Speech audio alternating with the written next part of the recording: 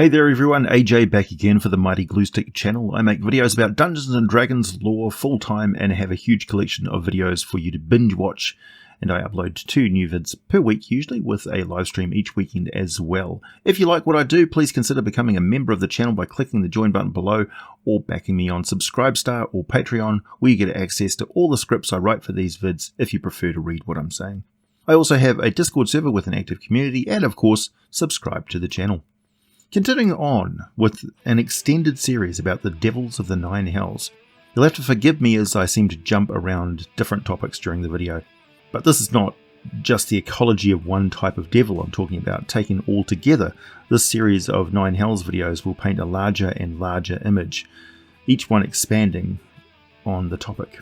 The Nine Hells are a series of infinite planes that are stacked on top of one another, accessed from the first plane, which appears to be some kind of a planet originally, named Avernus, but it may have had an original name, and it certainly had an original native population. In fact, it may be that Avernus and the 9 planes that make up the outer realm of Baator have been through several cosmic cataclysms, and that more than perhaps most outer planes, the infernal territory of the Nine Hells comprises realms that have been secured by the lawful evil forces of draconian order in the multiverse, and are now under very, very close and rigid guard, because the Nine Hells is absolutely crammed with dark and amazingly terrible secrets, cloaked in lies and guarded by the most ruthless beings in the multiverse, the Baator.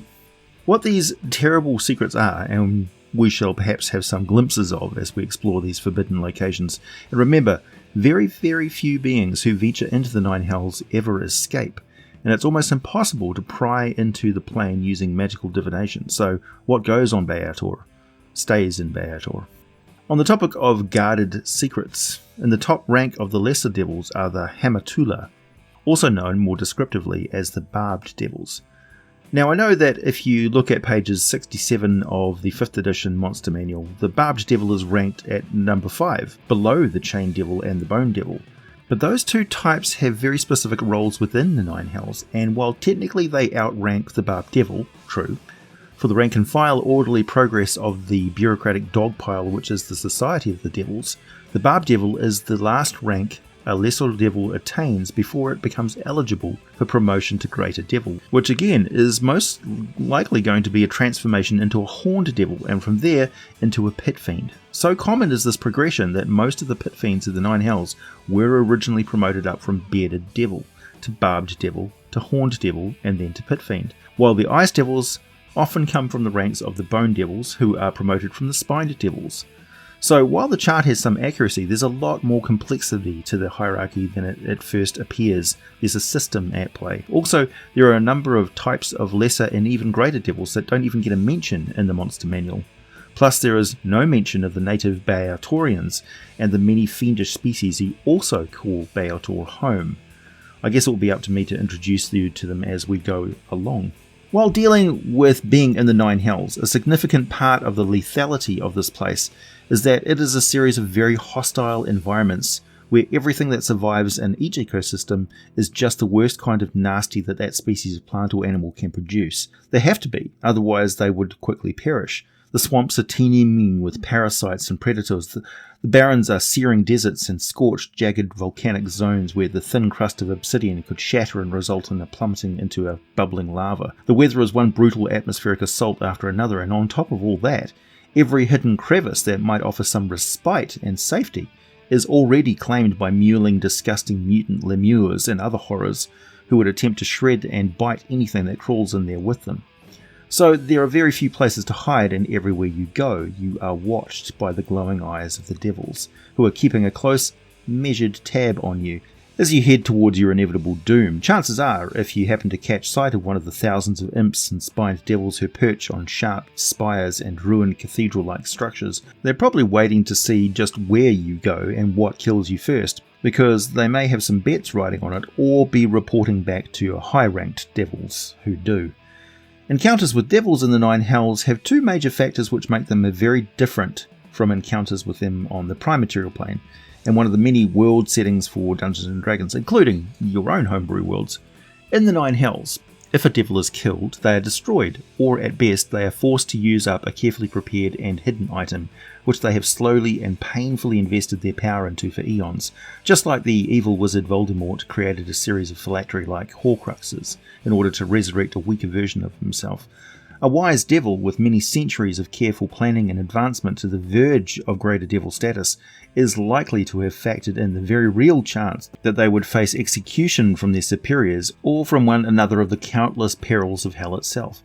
No matter what they prepared for the contingency, any devil killed in the Nine Hells is going to be severely reduced by that demise, if not destroyed utterly. They can't just get raised from the dead like some mortal creature. They'd be lucky if they get busted back down to being an imp. In fact, given that unique physiology, they could come back as any of the other lesser devils. Thanks to a weird organ called the overtorium, which is this mushy white blob containing numerous smaller sacs that you find in all of the Batizu, each with a mini version of one of the other devil forms inside those sacs. These are how the new devil body just swells up from inside the old body and literally bursts apart when a devil is promoted to new status, which is something one would not know about devils in the prime material plane. When they die there, the physical form is reduced to a goo over the course of 6 to 9 minutes, or to a mist, but generally a foul pool of ichor, poisonous. So examining their organs is just not an option unless you're extremely fast and skilled. In game terms, if a character manages to kill a devil in the Nine Hells, they're effectively as good as dead for the time being. That could be a plot thread in the future where a lesser version of that same devil seeks a way to get revenge, although it will be 99 years later or so. Devils hold grudges that could school the drow on cold-hearted vengeance, but they're practical.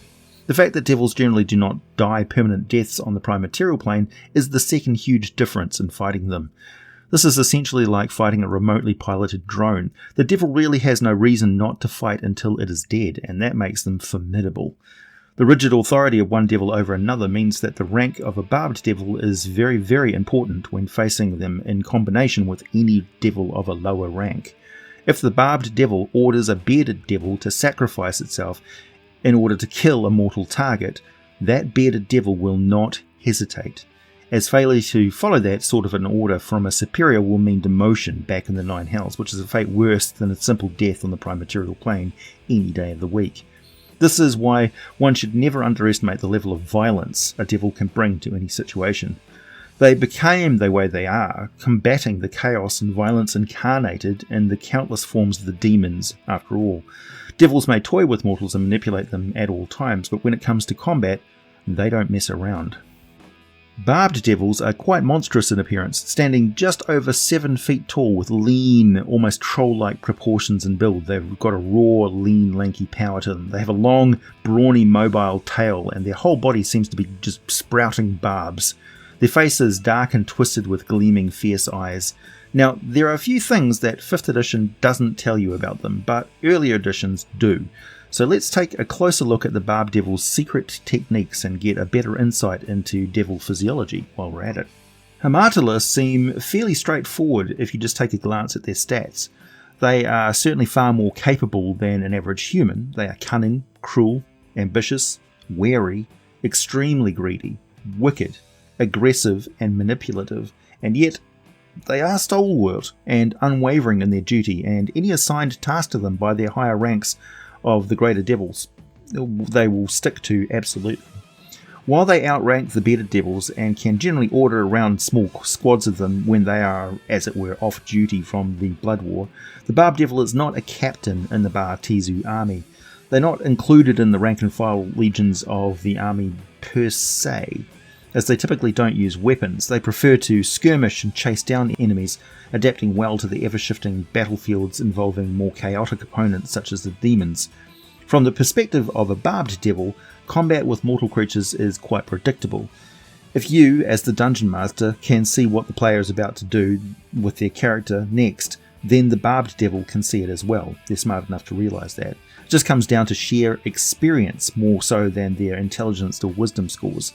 Barbed Devils know they are immune to fire and poison, so they will burn and they will release toxins liberally. One thing the 5th edition monster manual is woefully missing, in case you've not noticed this already, is that the equipment each creature carries is not mentioned unless it is a weapon or armour directly related to the fight.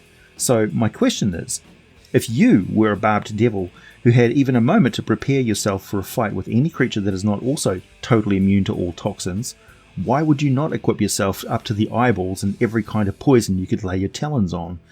As for fire, well, they already have that covered, as Barbed Devils can summon fire at will, quite impressively. Fire just seems to flow from them in such a way that they can scoop it up and fling it like the exact opposite of snowballs. The range that they can hurl flame is an amazing 150 feet with full accuracy, plus 5 to hit. It does count as a spell attack, as the fire is a supernatural origin, but still, 3d6 fire damage to anything it hits is about the same as getting hit with a grenade, and it will set flammable objects on fire every time. So take note of where those flame strikes hit. Even if they miss their target, they may overshoot and set something else on fire, which increases the danger in that encounter by creating patches of fire here and there, and eventually everywhere. It's what fire does, but then, even though this is a highly effective ranged attack, the Barbed Devil much prefers to get very up and close and personal, and I can't help but think of every battle rager dwarf, and hey, they're probably inspired from just seeing one Barbed Devil in action long ago, but more on their combat tactics in a moment. In a way, each form a devil attains is a refinement of that devil, that fiend's soul. In the case of the Hamatula, it's a lesson in lawful zealotry, not just in their utter disdain for beings of chaos, but also in their treatment of devils of less rank and authority than them. If the Hamatula fail to perform their duty, they get demoted. If they fail to command any lesser devils, they get demoted. If they get distracted from their obligations, they get demoted. It's no wonder that they are visibly twitchy and constantly vigilant creatures, and it's no wonder that when they do engage in combat, they do so with direct and gruesome violent personal attention, as they want to make absolutely sure that the job is done. The target is not just killed but torn to bits, and they make sure that they do it personally and are seen doing it. They have that power to demote lesser devils, devils transformed by having the new form burst out of the old one. Hamatula are completely covered in wicked barbs and have a long brawny tail that can grip and coil like a python and lash out like a hooked whip. Now imagine what they do to lesser devils when they physically demote them. They rip them apart and pull out the lesser form, lashing it and berating it even as it grows to full size. This is not a pleasant process. Devils really try to avoid being demoted. Thankfully, Hamatula quite often work alone. As I alluded to earlier, there are many things in the Nine Hells that are closely guarded, and the Barbed Devils are those guards. One might ask, why a devil so close to being promoted to greater rank would so well be suited to long and often odious task of just guarding something. But it's the bigger picture of how promotion works in the Nine Hells that brings us into a more logical focus. Advancement-seeking devils willing to accept serious risks can leapfrog up the ladder. The Barbed Devils take serious risks in the direct form of combat, in their willingness to swiftly punish any devil below them that makes mistakes. Guarding something is risky, and they have to be constantly prepared and vigilant for a personal fight. Higher ranked devils will give Barbed Devils assignments that they expect them to either perform with loyalty and tirelessly for a very long time without failure, or they expect them to fail, which spares the greater devil from having to promote them into a vacant spot in a higher rank. But having those Barbed Devils serving them, standing by to be promoted, is a resource and status symbol in the Nine Hells in and of itself, which can lead to more successes, which will grow the power and control of that Devil Lord, which will make room in their retinue for more promotions. So for the Barbed Devil, it's a game of patience and working within the system, while at the same time brutally limiting their competition by suppressing all of those below them. So they guard, they stand by, they wait, and they punish. In case you missed the subtext here, all devils are not just generic devils who have ranks and exist in the Nine Hells. Devils are always doing stuff, and they're doing it under immense pressure to not screw it up, and always have some other devil to blame if they do. And they are devoted to and heavily influenced by a meta-hierarchy of devils who operate like a cult of personality of one of the Lords of the Hells. So a Barbed Devil has a number of aspects to them. Much like a player character, their race is Barbed Devil, for now. Their background is what layer of hell they are serving on currently, and their character class is what Lord of Hell they're ultimately pinning all their hopes of promotion on. I'm just using those terms to define and separate these elements. Don't read too much into the titles for each bit, unless it inspires an awesome idea, in which case by all means take it literally, but it just gives you an idea of how they're nuanced in that way. 5th edition, much as I love it, fails in regard to immortal infernal beings and the simple fact that they 100% know how to cast spells. They literally have thousands of years and unlimited resources with which to learn. Think of all the evil spellcasters who end up being horrifically tortured by devils in the Nine Hells. Think of Mephistopheles and his massive research facilities full of brilliant minds he has trapped into inventing terrible new weapons, including new forms of magic as well as various variations on existing spells. Baator is littered with magical knowledge and powerful magic items, including any number of relics lost in nameless battles that are always being unearthed, lost and unearthed again. So, do Barbed Devils have the ability to cast darkness, which they can see right through perfectly well with their Devil Sight? Yes, they do. Do they know how to cast Poison Spray and Cloud Kill? Sure they do. Do they shun magical weapons and armour but still have access to all sorts of rings, amulets and belts? Of course they do. They also, for sure, have at least 1 or 2 imps and spine devils who serve them personally, along with some other quirky and horrible pet monster that you should just make up on the spot, because they have personality. They're not just a monster type.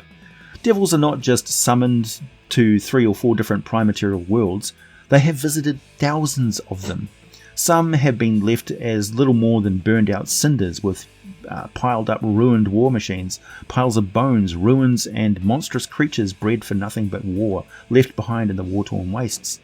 Barbed Devils have stalked prey over many worlds. They might not even recognise the name the one the player characters are from, or need to be reminded of the name of the world they've just been summoned to.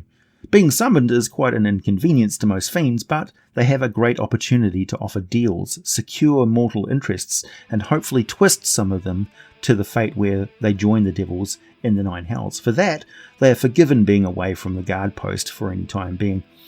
Summoning is kind of like getting time off for jury duty in the Nine Hells.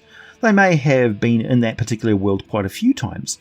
I remember the scene at the end of the second Predator movie where one of the Predators hands over an old flintlock pistol to the police officer who survived one-on-one combat with one of their hunting party, returning a trinket from that world as a sign of respect. But it illustrated that these creatures live for a long time. Similarly, what would a Barbed Devil have on it as a trinket from your game world? Something that shows they've been around for a very, very long time. On faerun, it could be a simple thing like a dagger made by the reptilian creator race, the Saruk, or perhaps something mind-blowing like an additional nether scroll made by the amphibian creator race, the Bakrachi, which could potentially start a global war between wizards if the whole new branch of the magical arts is rediscovered. And before you say, but a Barbed Devil is only a challenge rating 5 monster, again, that's just an unprepared Barbed Devil without allies, additional equipment, magical knowledge, and a lair full of nasty tricks that can spring on opponents. Don't underestimate these things. So I've talked a little bit about the ecology of the Bartezu. For the Barbed Devil, it is much the same as the rest of its kind. The devils don't need to eat or drink. They do not require that to function. They do require a little bit of breathable air though, so you can actually suffocate devils, but they don't need much air. They can't automatically breathe water, but they can hold their breath for a very long time. They have different senses than humans. This is described as everything being more or less unpleasant to them, so everything looks at least a little bit tarnished, decayed, rotten and imperfect to a devil. They are beings of law. Anything but not completely lawful and perfect is an affront to their senses.